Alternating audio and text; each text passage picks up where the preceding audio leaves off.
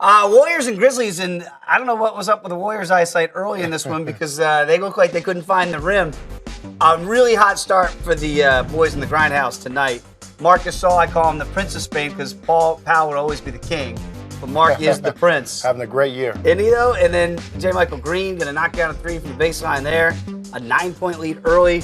And then Zebo, Zach Randolph, mid-range game is still fine. Twan, he still has that. Grizzlies outscored Golden State 31-16 in the first, but in the third, Steph with the turnover. Look at the score. Yeah, that's a Troy Williams dunk, and it looked like they were just never into it. Golden State favored by 13, and they get beat by 21 on the road. Does this say more about Golden State or more about Memphis? I'm going to take more. This is more about Memphis when you look at the numbers, obviously. Forced 23 turnovers. You get 10 steals and 5 blocks. That's a great defensive effort by the Memphis Grizzlies. They get 7 guys in double figures.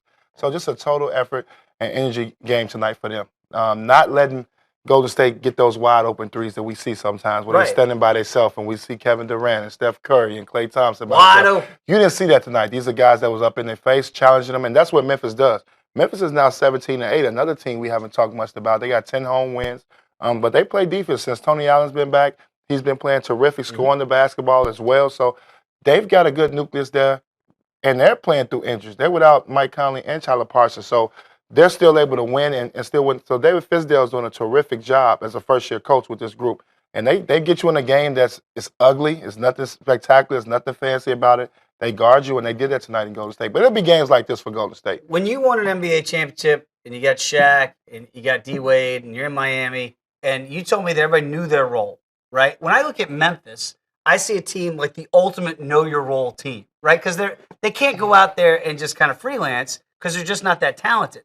But when they play in their roles, we saw them 2 years ago give Golden State trouble in the playoffs. Could they actually be a team, as you mentioned, we're not talking about out west, but we will in a couple months?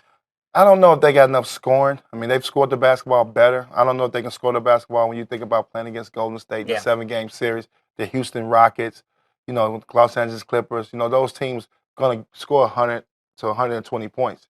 It's a matter of can you shut them down enough times to stop them. I don't know if they can do that. I don't know if they can score 100 every night to keep up with a lot of these teams. But they're going to play you tough. They're definitely a tough out. They're a team that none of the top 4 teams want to see.